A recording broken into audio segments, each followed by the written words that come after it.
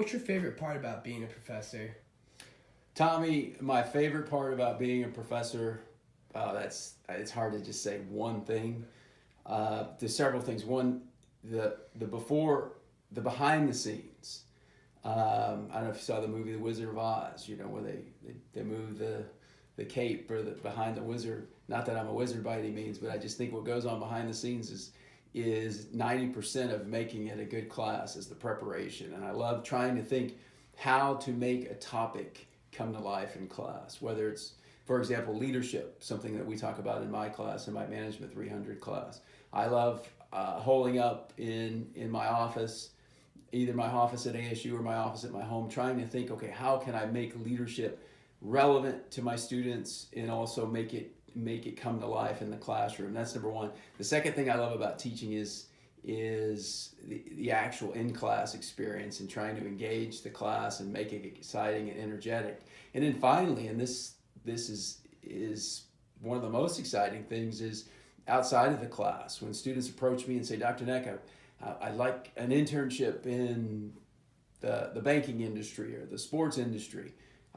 What can you help me? And I take it very seriously over my career to try to build a network of people outside of academia and industry so that I can help students when they come to me for that. So that's exciting. So those are three things that really fire me up. How would you describe your teaching style?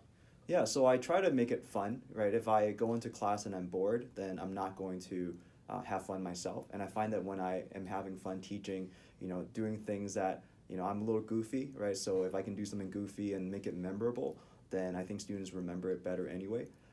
So just, random things, right? I mean, I think students, they stare at enough slides and enough graphs and enough whatever it is in other classes that if there's just something to say, oh yeah, in class, like he did that yesterday and that was to help teach about, blank, right? And I think they can remember that a little bit better.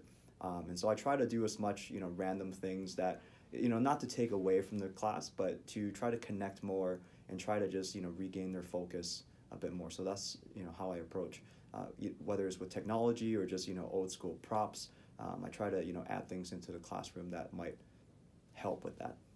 Yeah, going back a little bit into your history, what inspired you to kind of become a teacher and get into teaching? Yeah, so my high school economics teacher was, I always, go back, I grew up in Hawaii, and so I always, when I go back, I try to find him and just to remind him, like, hey, you set me on this path, and, because his dedication to his students, he was there for us, he never said, like, you can't ask us that. He always was available if we had any questions, and so I think just the fact that I had a great first economics teacher really changed my whole trajectory, right? Having economics and understanding it in a way that made sense to me, having a teacher that cared, that really made me want to do the same thing for the next generation as well.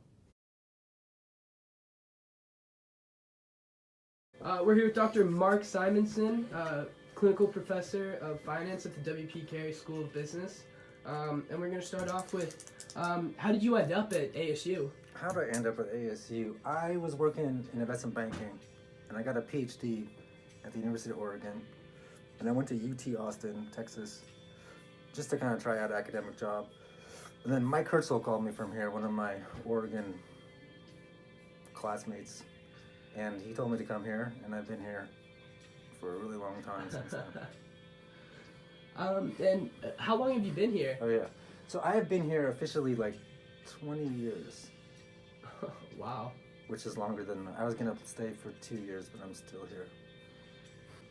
And what is your teaching style? My teaching style has evolved over time to rely entirely on case studies. And so I haven't shown a PowerPoint slide in 5 years. I've shown a PDF of a PowerPoint slideshow occasionally, but so spontaneous discussion based on case studies, and I write my own case studies to kind of fill in holes that don't exist. So that's kind of my main style, I would say. Well, thank you so much for your time today. We really appreciate it.